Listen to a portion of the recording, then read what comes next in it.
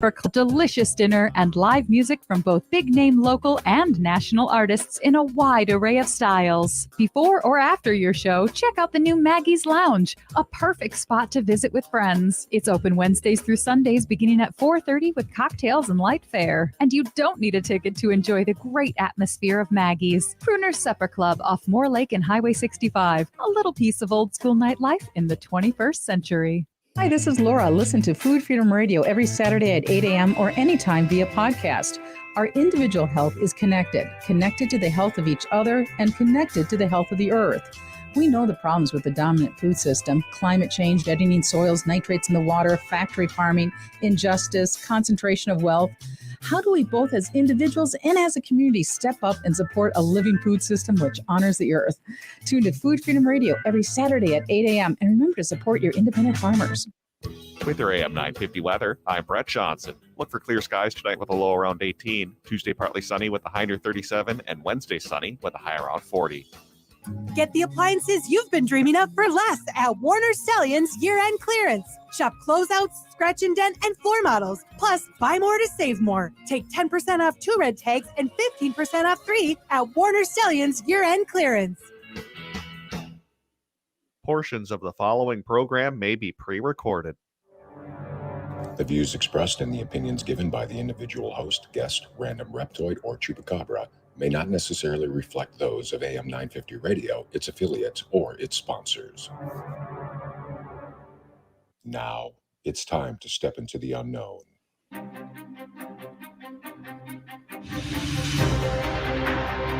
There are things people experience but never talk about. A shadow moving in the corner, flickering of the lights, a disembodied voice.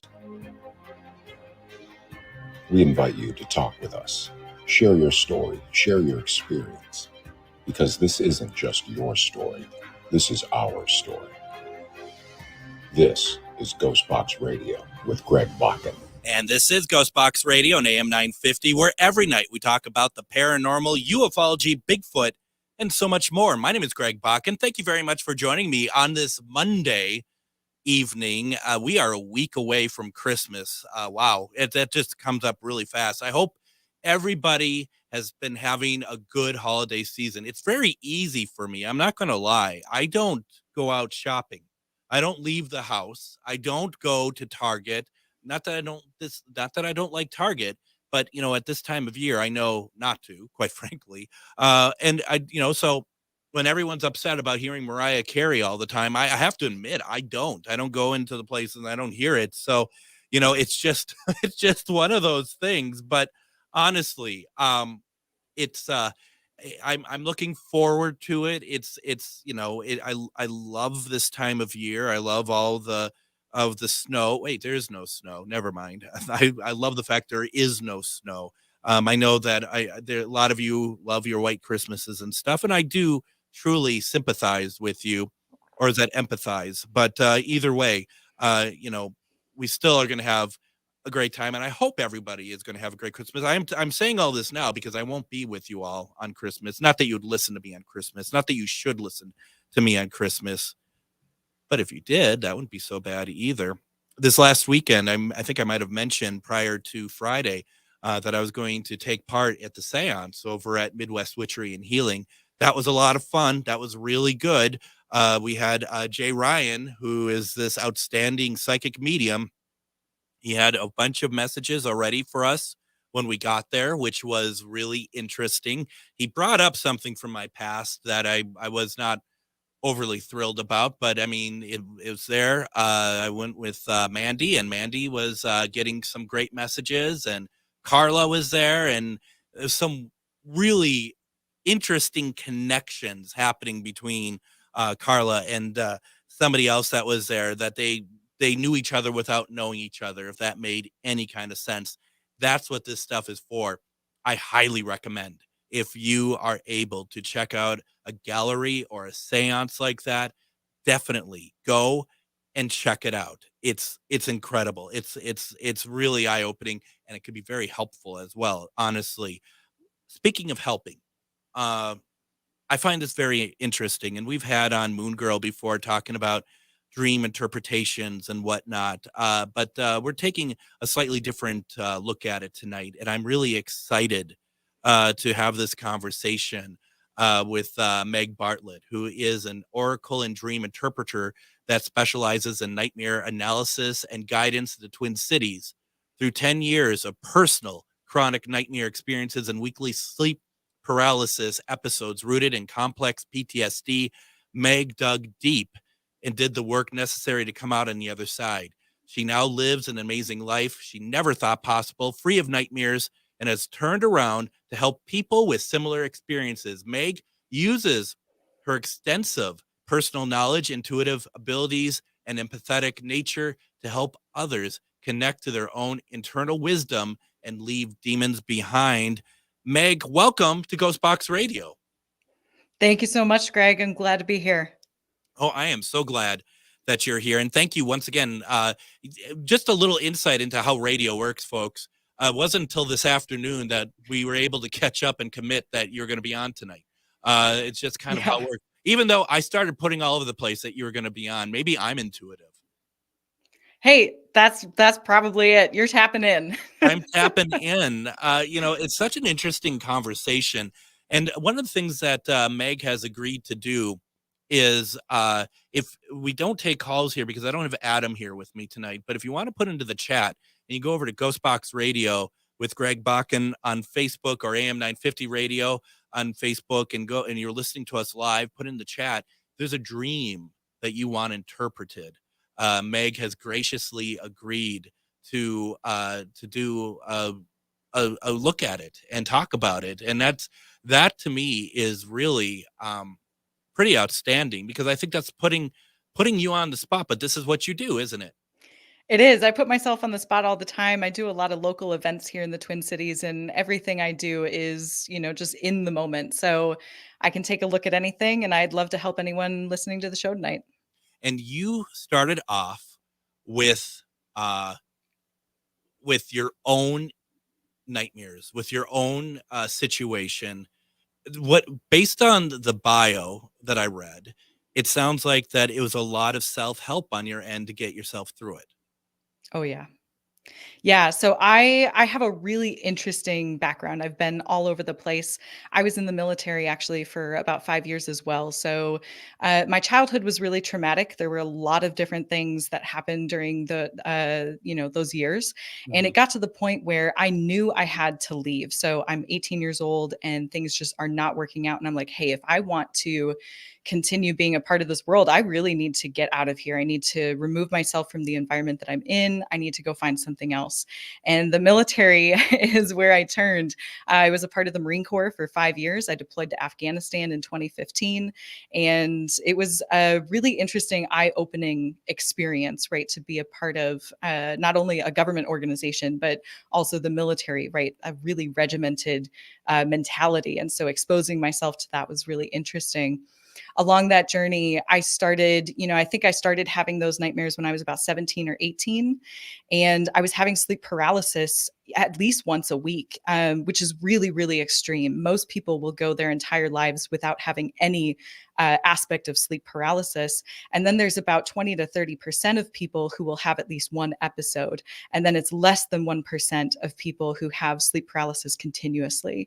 And if you've never had sleep paralysis before, let me just define that for you. Sleep paralysis is, we can go into some of the science and the physical aspect of what the body is doing during that later on. But basically you become aware within a dream right as you're about to wake up, but you kind of get stuck and you feel like you're conscious, but you can't move your body. You can't speak. You can't do anything. Some people feel a really dark presence in the room. Sometimes it's sitting on their chest. Sometimes it's in a corner. And it's just a really terrifying experience. So I was having all of these sleep paralysis episodes and nightmares. And I got to a point where I was like, I have to figure out what this is.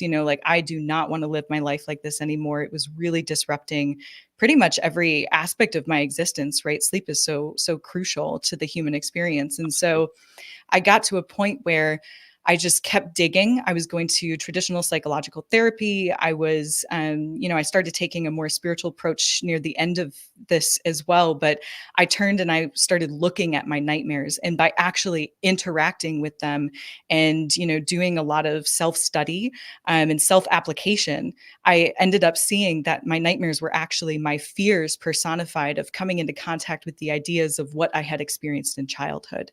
And so, that's a really difficult process to work yourself through. And it took a lot of effort, but I'm on the other end now, and it's been an amazing life. So you mentioned that the nightmares started when you turned 17.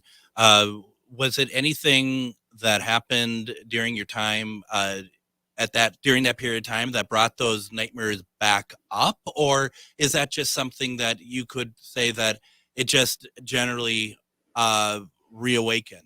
That maybe no reason to it. Yeah, I would say it's actually, I became aware of the specifics of the nightmares. I've had nightmares most of my life, so even throughout childhood, but I really couldn't tell you what those nightmares were. It was when I was about 17 and 18 that I could tell you the exact nightmare that I was having, and it was recurring. So it was the same one over and over and over again. And that's as far back as I can remember that one. It's really interesting. It's also very interesting when there are signs, and I don't necessarily mean nightmares, but in dreams, that there are symbols that seem to be kind of maybe universal, or maybe not as quite as universal, but as talked about. And Linda has something, but before I read what Linda says, I want to kind of, a forward piggyback, if that makes no sense whatsoever. Oh yeah. But the thing is I had a dream where I was in Northeast Minneapolis, and it was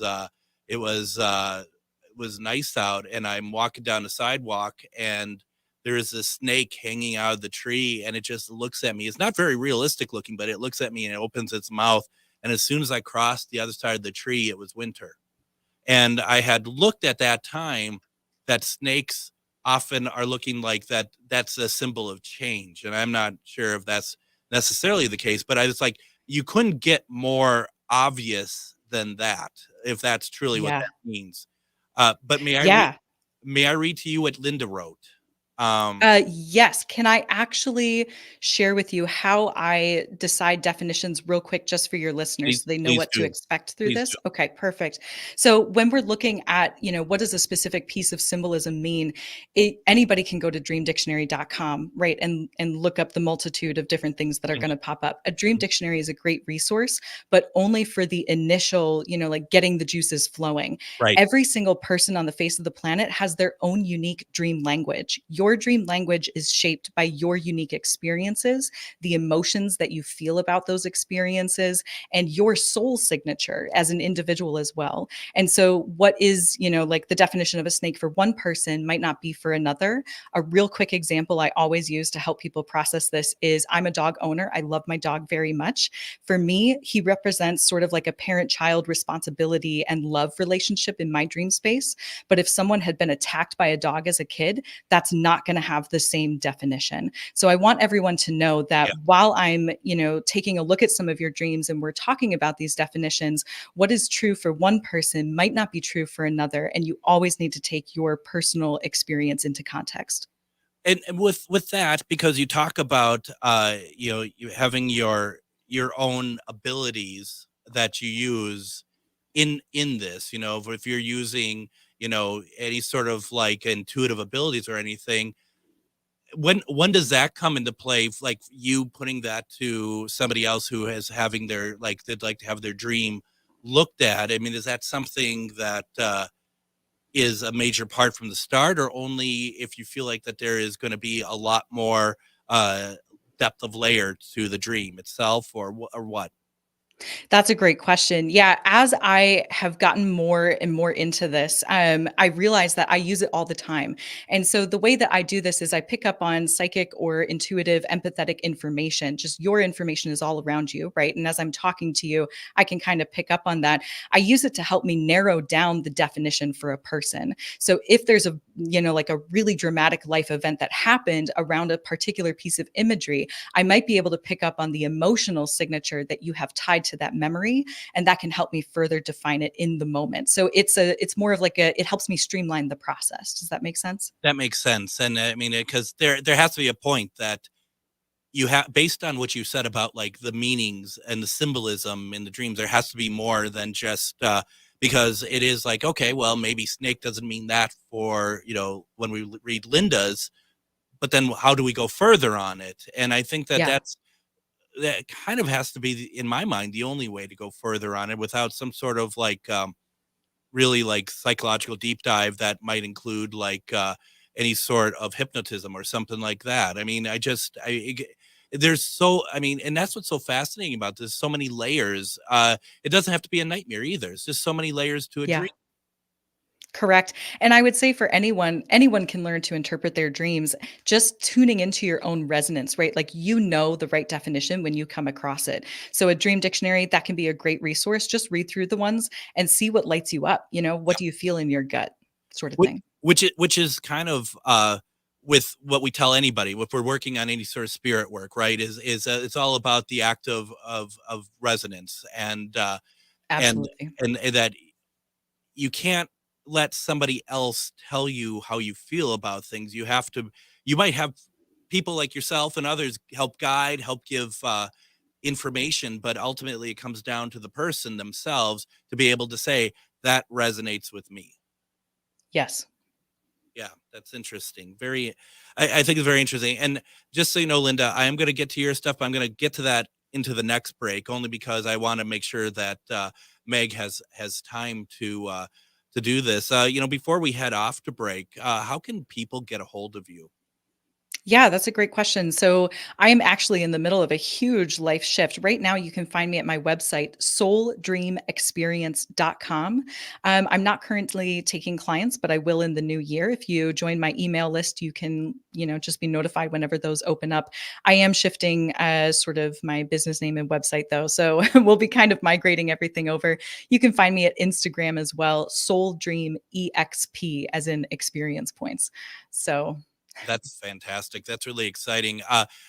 Just before we head off to break, Meg, I don't know if you could see over to your right-hand side. It says private chat. If you want to put that into the private chat, I will put it onto a banner and also put it into the comments for people who are interested as well. So why don't we go ahead and do this? Let's go ahead and take our first break.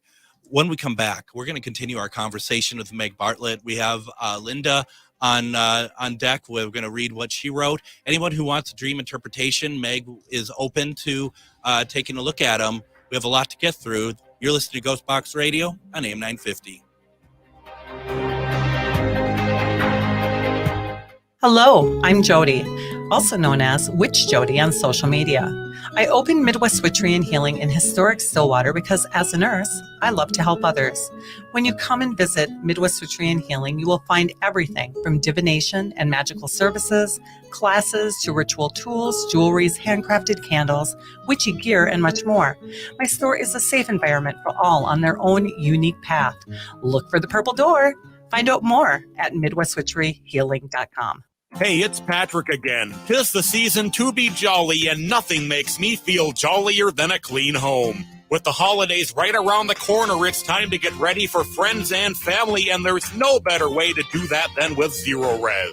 If this is the first big gathering you're having this year with your friends and family during the holidays, it's a good idea to make sure Zero Res gets your home in tip-top shape for your company. Zero Res has a 4.9 rating on Google with over 17,000 reviews, and the Zero Res Gotta Love It guarantee makes it easy to get what you pay for. This month, get 3-room Zero Resified starting at just $129, and don't forget about your air ducts. Take an additional $75 off when you get your air duct Zero Res clean. Call Zero Res right now, 952-ZERO-RES, or go online to ZeroResMinnesota.com and say you want the AM 950 special. Backward or forward spells the same. Zero Res.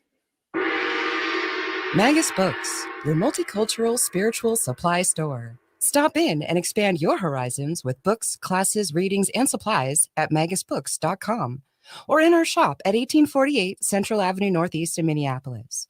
From the best incense to beautiful statues, we have supplies and books for your spiritual explorations. Come in and chat with our knowledgeable staff and get what you need for your next adventure, whether you're fighting ghosts or opening your third eye. Check us out today at magusbooks.com. And just a reminder to everybody, Midwest Witchery and Healing has one more class this year. It's on Wednesday, December 20th. That's this Wednesday. Witch Jody is teaching Opening Your Psychic Awareness at 6:30. Don't miss your chance to learn something new. I've heard so many people when we had Witch Jody on a couple weeks back that they were really excited about this course. I've talked to people who've taken it. If this is something that you've been interested in, opening your psychic awareness, go to MidwestWitcheryHealing.com. That's MidwestWitcheryHealing.com under events and classes. Sign up. And don't forget, Midwest Witchery and Healing has gift cards available if you have somebody that you want to give a gift to, and they are very much into this, or they want to find out more. Get a gift card over at Midwest Witchery and Healing. We have with us tonight Meg Bartlett. We've been talking about dream interpretation. We're going to talk about nightmare interpretation as well. I think you're seeing it play out being on radio at the moment, but it's Meg, it's such a fascinating conversation. Can I read what Linda had put on, please? Yeah, please do. And once again, folks, if you have a dream you want interpreted, put it in the comments and see what Meg has to say about it. But Linda says, for a couple of nights in a row, I saw photos of snakes in my dreams. They were 3 photos. One snake was black and white, and the other 2 were solid colors of a deep jade and a deep blood red. And then she goes on. I'm going to add one more thing to it, and then I can go back to the other one if you like. But she says in the last 6 months, I've been able to read some data from a photo, and I was not afraid of the snake photos. That's awesome. So the photos of the snakes were in your dreams. I think it's interesting that you saw the snakes as photos, right? So that's interesting because we're almost seeing information as yet another piece of information. Instead of just seeing a live snake in the dream, you saw it as a photo. So I would say there's almost, that movie Inception, where it's like, like the concept within the concept. So this is almost another way for you to explore a deeper concept. So it's showing you that there's layers here, right? Almost layers of an onion sort of thing. When we see snakes, yes, as you noted in the beginning, Greg, snakes can represent change. That is my go-to definition. And I think I would feel that here. When we're talking about snakes as well, they can also just, represent that we're not only changing, but what is the process of that change? A snake sheds its skin, right? And so a snake, as it grows, it outgrows its original layer. And so we have layers again, right? You were talking about the photos. So when we're thinking about the layers shedding, there could be a layer that you're recently, moving away from, and every ending is a new beginning. So as we're talking about the snakes, you have 3 of them there. One of them is black and white. I can see that as representing more of that yin and yang, or the opposites, right? Masculine and feminine. So that could say, something around, hey, maybe there's almost this balance. Maybe I'm shifting out of an old way of balance and into a new definition of what balance means for myself. When we look at the deep jade and the blood red, those are, almost like green and red colors. When we think about that, green, I would immediately go to heart center and heart chakra. So green for me really symbolizes maybe there's some self-love, or maybe, a concept of love that you're moving away from. And the red is more root chakra. So that's going to be foundational based. So with this dream as a whole, I would ask you, Linda, and this is, you can ask yourself, this is a rhetorical question, but these are food for thought. Is there anything where, if there was a foundational way that you approached love in your life, or love with yourself, love with family, whatever that is for you, is that currently in the middle of a big shift? Is that currently changing. Perhaps there are people that you originally loved that are moving out of your life, or people that are coming in. In either way, in either direction, there can be, a sense of moving away from something. And then there's this period of recalibration in the middle. If the dream is telling you anything, I'd say sit within the recalibration and just be aware of what is changing in your life at this time. And don't worry about rushing forward right away. We all need that period of recalibration before we can start, like moving forward again. So, this is the perfect time to do that, as well as we're sitting in the season of winter here in the Midwest, right? Like, this is the perfect time for coming into ourselves and really sitting in that period of recalibration. Let me know if that resonates. That's cool. Thank you for that. And we were talking with Meg Bartlett. We're talking about dream interpretation as well as nightmare interpretation. To find out more of what she does and how she can help you, go to souldreamexperience.com. Sign up for her mailing list there. Get on her newsletter mailing list. So I want to talk about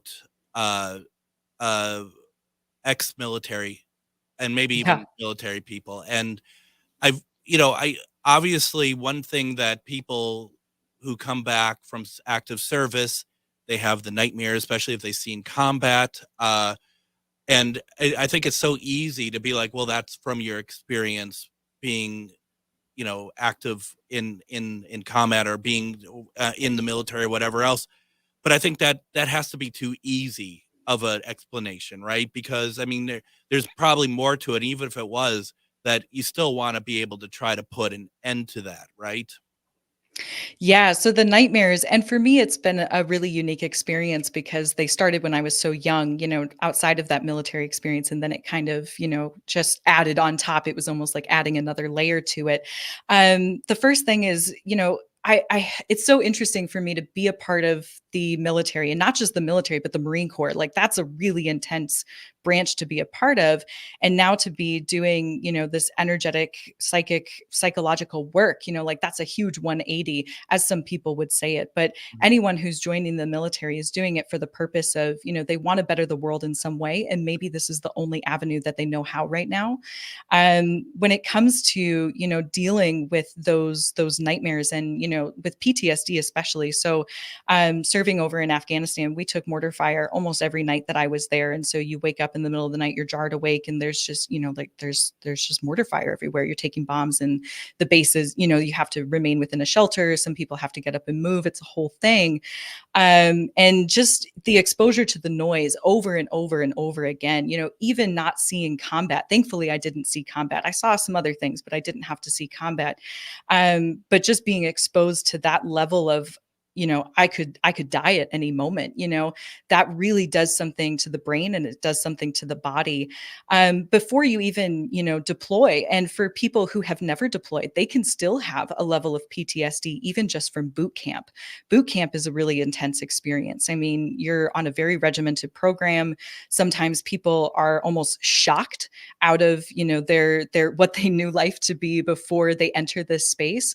And whenever we talk about PTSD in general, it's all relative to the individual. There is no comparison, right? Because everything that you experience is only in the context of your reality. So what is really difficult for one person might not be that difficult for another, but it doesn't, there's no comparison between the two, because, it's only in the context of this other person's reality. So it really is a subjective experience. Is there, I'm sure there is like a debrief in a sense when you're in the military, especially going overseas. I think about my great uncle Chet, who was on Normandy in June of 19. Intense. And he tells the story of his his tank mate when they're on the beaches, and he popped his head out to see what was going on, and he fell back into the tank without a head. And the idea of, like, Uncle Chet was probably one of the most gentle people I've ever seen in my life. But he was also somebody who never, I had to ask him about his military experiences. He didn't freely give them. He, like I said, a gentle soul. But you got to think that that's just the outside appearance. I can't imagine really anybody being able to to progress from any of that sort of thing. I mean, I guess, I'm trying to figure out how to say this, but I mean, it's just like, it seems like there needs to be like a deeper program to get our vets and our military who need it, like, to be able to get the help right away. And this seems like such a important piece of it. Yeah, I'm really glad that you're bringing this up. It's really interesting. I kind of want to go back to, you were saying he was such a gentle soul. And I think being a part of the military actually has made me even more of a gentle soul. And that sounds a little bit backwards, right? But it's given me this insight into empathy for other people. A lot of people, and I did this for the first few years that I was out of the service. I think I've been out for about 8 years now. But for the first couple of years, I really put out my hard shell. But that's only because the interior was so soft, and I had so much empathy for the people who had experienced not only what I had been through, but the people on the other side, like the people that we were there to be in conflict with, right? Like when you go overseas, you see that we, like, literally everyone on the planet is just trying to live their best life. Literally everyone.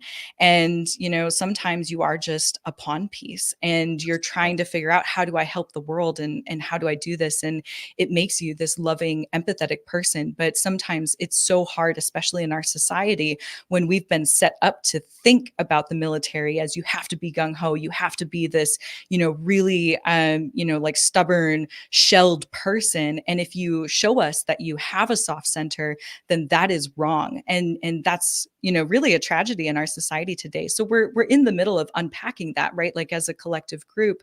And I would say that all of these, men who really are, like softies at heart, but, they have that shelled exterior, they're just protecting themselves from what society has put on them, right? And I did that myself. So I would say that, first of all. What was the second part of your question there? Well, I think just the idea of how to get in, like how to get people help, almost in a way, maybe before they even realize they need it. You know what I mean? I mean, it just seems like, because I would suspect that I would suspect that it might come out of nowhere, perhaps. Yes. So the help at the end is really, they do have a program that you take as you're exiting the military, but there's so much stigma around it, and everyone's just like, oh no, it'll be fine. And you're so excited to get out anyways. You're just like, I'm almost free, like I'm ready to go. And it's just interesting because, they have a course or a class that you go to for like one day every week. It's like 5 days or something like that. And you walk away, but it's almost like 5 days, checking the box, one and done. But then you get out into the real world, and it really is different, right? Like, I completely struggled. The first year after I got out, I moved actually all the way across the country. I had been stationed in Maryland, and I moved all the way to Washington State, to Seattle.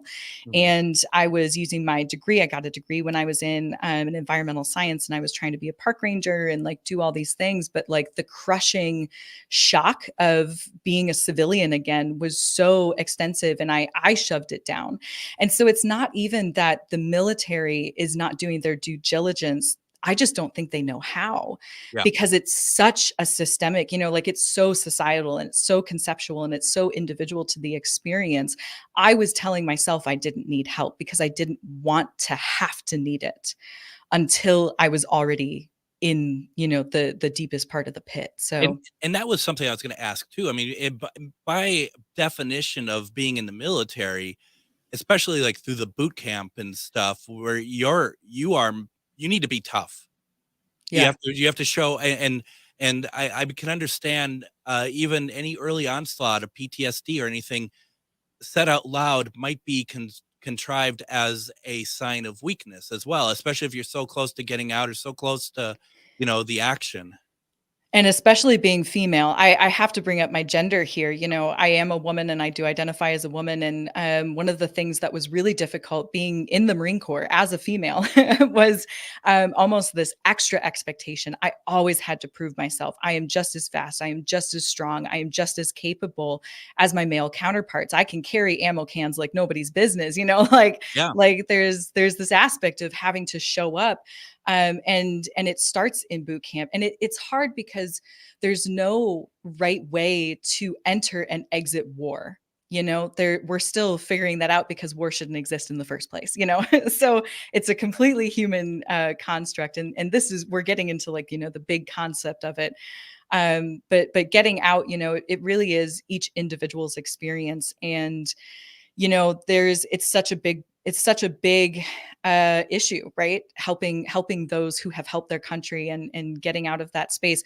But also some of it is on the veterans. And I would say if there is any veteran listening to this, if you have any inkling that, hey, maybe I do need a little help, it's okay. And I would absolutely encourage you to seek that out.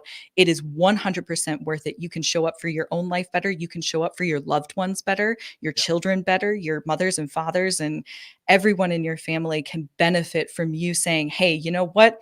My experience really sucked. Maybe I just want to talk to just one person one time about it. Maybe that's all you need for now, right? And I would highly encourage that. That's amazing. I mean, you're absolutely right. You know, and one thing that you said that really sticks out to me, that I do think that if you're not, and I've never been in the military, but the idea of if you go and you're in military, and there's, you know, war, skirmishes, whatever going on, the idea of the face of your enemy, that is such a more of a understanding for those who fight, because like you said, anyone on the other side, we're all, you know, everyone's pawns, even us, the civilians, in a sense. You know, we don't make the decisions to go to war. We don't, and like you said, this is a bigger thing than Oh yeah. you know, normally we're talking about ghosts in the station. Tonight we're talking about the construct of war.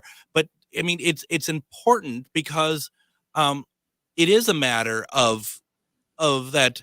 You got to remember that the people that are throwing bullets at you and you're throwing bullets at, they have a family. They're just trying to get through it alive as well. I don't think there are some absolutely that love the machine of the military, or love the machine of fighting in a skirmish of some kind, but that's not, I don't think that's just the exception to the rule, I would think. I would say this is actually a very spiritual topic as well. Even though we're talking about the topic of war, when you talk about, you know, every person, every soul is coming to this planet to make this planet better. And war is the thing that we are trying to break down as souls from a very energetic perspective, right? We are trying to break it down with love and break it down with peace and break it down with, you know, like stepping into new ways of being. How can we better ourselves and our society? And so as we're talking about this is actually an incredibly spiritual and energetic topic, right? Yeah. Because, you know, every time where we enter conflict, and especially in the dream space, conflict usually shows up as violent imagery. It usually shows up as war. It usually shows up as, you know, any gore that you see in dreams. This is nightmares, right? Like nightmares are usually about conflict. Yeah. You're either in conflict with yourself or you're in conflict with other people in your life. And so, you know, just like talking about this, we can also think of that, you know, like we're in the very physical layer, but there's also this really big energetic layer as we're speaking about all of this as well. Absolutely. Why don't we go ahead and do this? We're going to take another break. When we come back, we're going to continue this conversation. It's such an important conversation. What a great show tonight. Don't forget, if you have a question for Meg, whether it's just a question in general or you'd like a dream interpretation, put it in the comments. You're listening to GhostBox Radio on AM 950. Hi, this is Frank Brown, owner of Minuteman Press Uptown, Minnesota's only minority-owned union printing company. And I have big news. We've moved. Our new building in North Minneapolis is much larger with state-of-the-art equipment. That means we can get your projects done faster. We're on Washington Avenue North off I-94 at the Dowling exit, which allows for quick pickup and drop-off with plenty of free parking. And yes, we still print everything.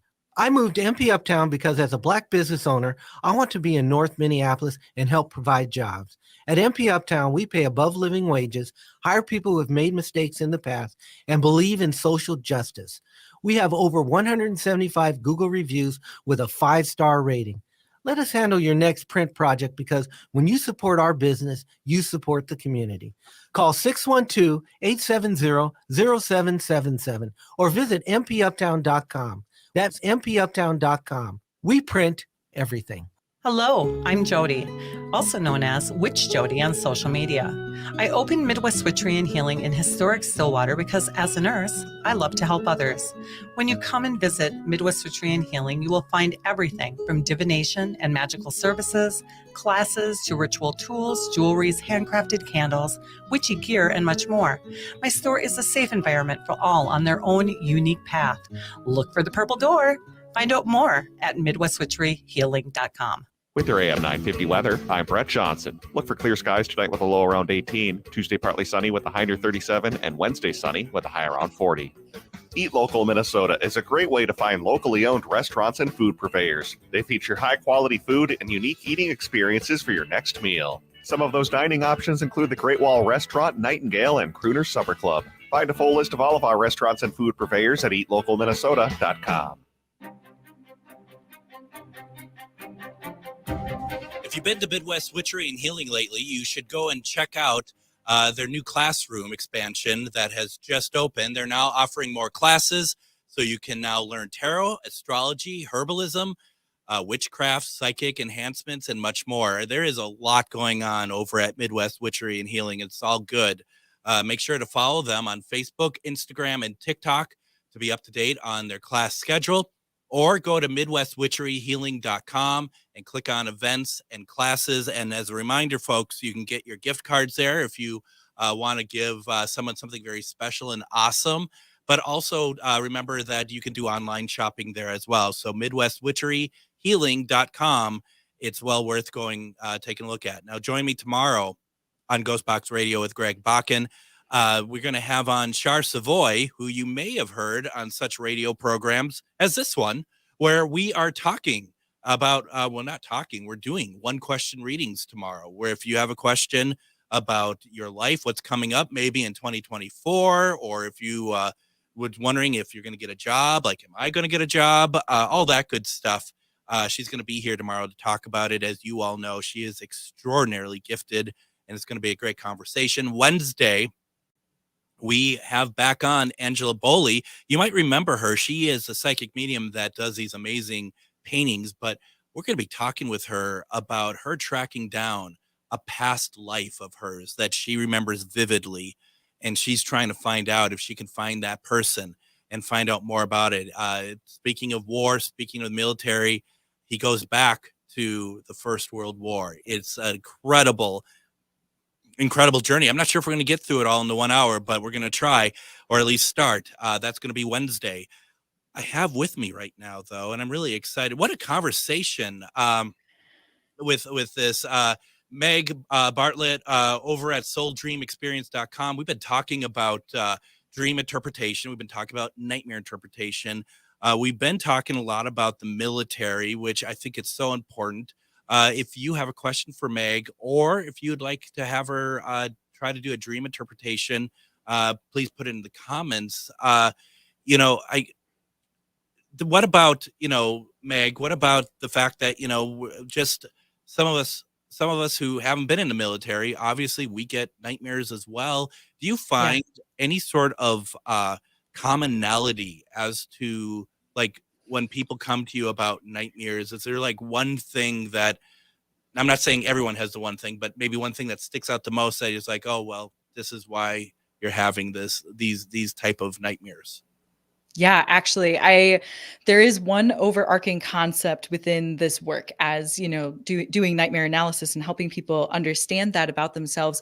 Nightmares are always you talking to yourself in some way. And so I think what I like to tell people is that your nightmares are actually one of the most beneficial types of dreams that you can have in your human experience, because they show you exactly where your fear lies. They are your fears personified, especially especially when it comes to sleep paralysis. Sleep paralysis, you're almost catching yourself. And we touched on this a little bit in the beginning of the show, but you almost catch yourself in this moment. And it really feels like this dark presence. And usually when it comes to sleep paralysis, especially, I find that people with sleep paralysis have suppressed something so much that they've created this extra horrifying experience for themselves. And the only way to get through it is to unpack it, right? And so I want anyone out there, if you ever are waking up from a nightmare, the first thing to do is really just wake up and turn the lights on. Seriously, make yourself okay in the moment and come out of it. And then after that, you can start to lead within the ideas of, okay, this is a nightmare. I'm trying to tell myself something. So much during this lifetime, we have those moments where we're like, oh, it's not that bad. I can push it off. It's okay. And it really might be something that's bothering us. Your nightmares are asking you to answer the things that bother you, because only you can change your life. You are your own greatest catalyst for change, right? And so you're the only person who can make the changes that are necessary to live your life without fear. And the entire, like we go through so much in our lifetime, and we take things on and we pull things off, and it's a whole thing, right? But our nightmares are really there to show us exactly what we are fearing in the moment, or where conflict exists or dissonance. And you can get a lot from your nightmares. And they're a great way to self-reflect and say, okay, what is really going on in my life right now? What am I not showing myself? And then you can do something about it. What happens when it's reoccurring? Because sure, once in a while you get those nightmares. There's like, what's going on there? But when you're getting them either multiple nights or a few times a week, is that like kind of like at a very critical point then? Yes, it is. Recurring dreams are you trying to tell yourself the exact same message over and over again because you're ignoring it.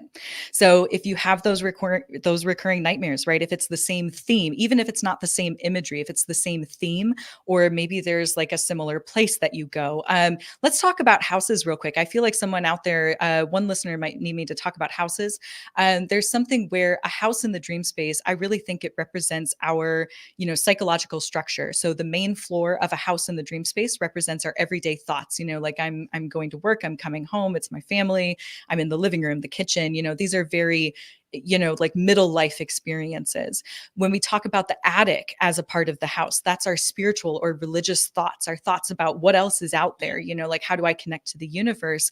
And then the basement, which is where most nightmares in houses occur, right? Like that's our subconscious, and that's the skeletons in the closet, like that's the dark stuff that we don't really want to look at. Or it's the stuff where we put all the boxes downstairs and we just look away and pretend they're not there, and so when you're thinking about houses in the dream space, that can just, right away show you exactly, where you're experiencing some of that fear or conflict in your life. If you're having an argument with someone in the kitchen of a home in your dream space, then, is there someone in your waking life or someone in your family that you're currently in conflict with? If it's in the basement, it's usually about yourself. Can I switch gears a little bit on here? Because you made me think about something. And it's not nightmare per se. It was not nightmare at all. You lose somebody, you lose someone close to you. Do you see anything common in dreams about loved ones? And it's a two-part question of loved ones actually coming back in the dream, that they're actually truly your loved ones and not your personification from your brain. Absolutely. There's two different ways that I talk about past loved ones in the dream space, and we call those visitations as well. So visitation dreams are very common. That's actually one of the dream types that I get asked about the most often, because it usually sticks with people, right? They remember those ones because they're so emotionally impactful. And the emotion is really the key here, right? If you're really, attached to someone, let's start with the psychological definition, and then I'll take you to the spiritual. Whenever I talk to people about these, I like to say, always listen to what resonates for you. If one of these doesn't resonate, throw it out the window and take what sticks, right? So when we're looking at the psychological definition, I think that we can encounter our past loved ones here because if we, didn't find closure before this person passed, we still need that closure. Even though this other person has already passed on, we still need, that validation. We still need to close the loop, and it remains open until we do so. So some might say that the brain creates the imagery of this individual so that that we can interact with them in the dream space so that we can come to that conclusion and move on with our lives. And that's a part of the healing process. And it's really important to see that. When we talk about the spiritual, I really do believe, and I have experienced this many times myself, loved ones coming in and sitting with me. Usually it's a very emotional experience. They're there to tell me, hey, I'm okay. You're okay. I understand these things that we couldn't talk about in waking life. It's okay, and they're there for me, right? And it can be incredibly validating, and it can just be really expansive and connecting as well. So visitations, absolutely, for sure.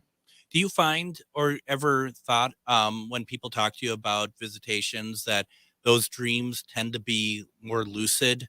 Where it's more maybe like they're realizing that this is not a dream per se, or that they or part more of so that they realize that they are in a dream.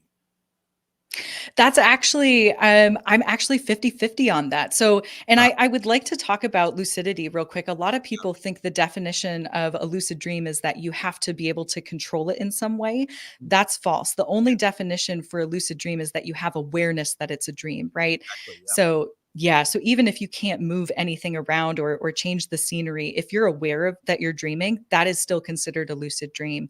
But I get about half and half. There's a lot of people who wake up from those and they're like, oh my God, it feels so realistic, but they weren't aware in the dream. If you have a lucid dream, you will know it, right? You're aware in the dream. The first time I lucid dreamed, I was in the middle of a gas station in my dream. And all of a sudden I was like aware and I was like, oh my God, this is a dream. I did it, and I was so excited. And I ran around asking everyone, do you know this is a dream? So that's cool. And yeah, I mean, I find it very interesting because and I know the answer to this. I mean, I guess the thing is I run into people all the time, when I do my paranormal stuff, and they're like, I want to hear from my loved one. I'd love to hear. And I mean, we have it in our power to ask them to come to us in a dream, right? I mean, yes.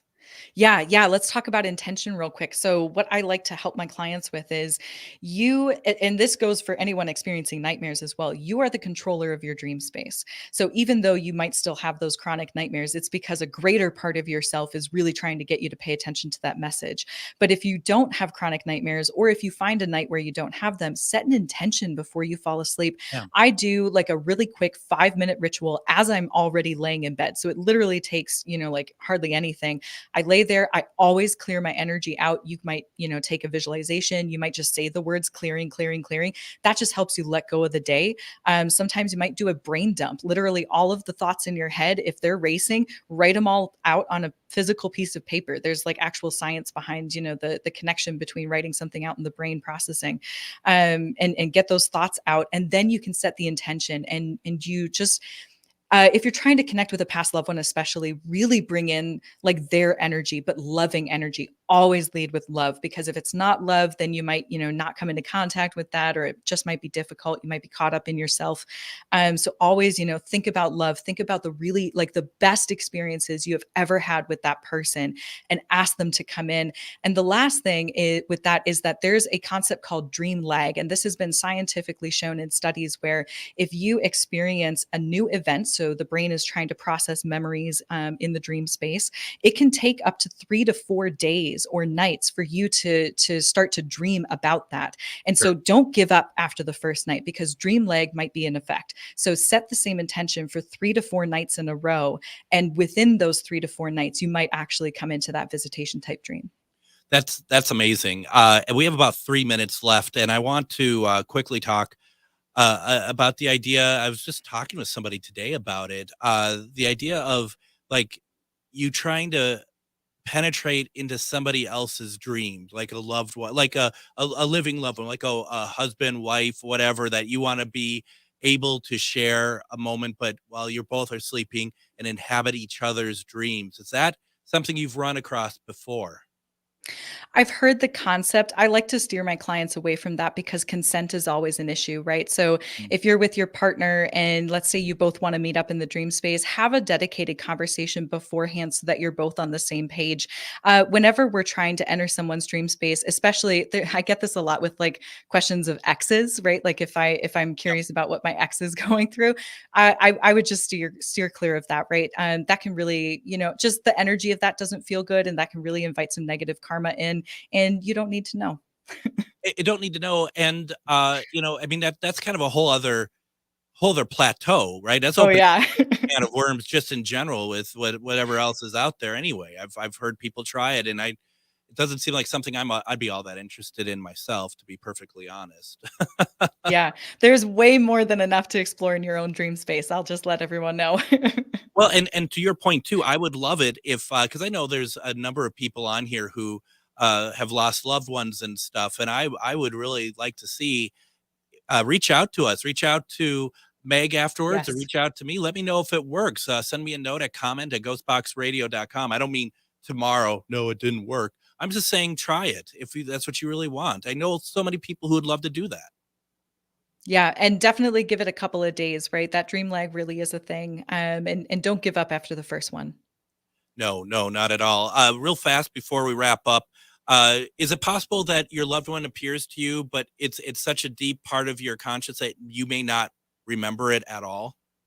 Yes, there are a ton of dreams, and this goes beyond loved ones, right? But any downloads or etheric information or anything like that, sometimes we come into contact with these ideas, and it's too much for us to pull forward into waking life just yet.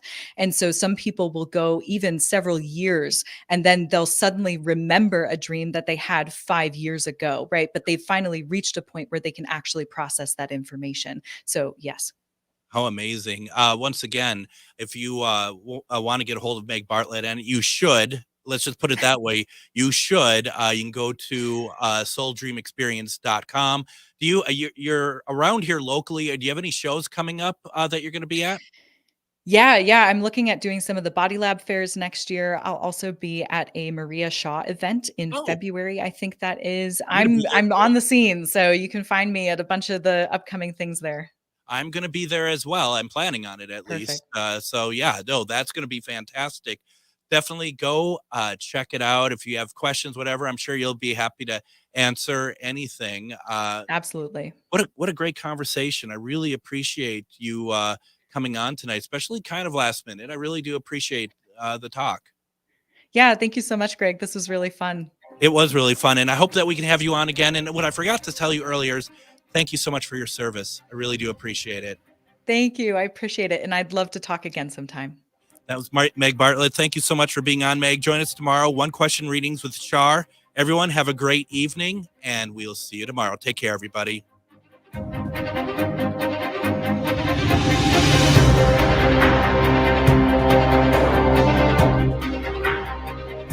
Join me, Tom Hartman, where smart people get their news. The Tom Hartman Program on AM 950 KTNF, St. Louis Park, Minneapolis.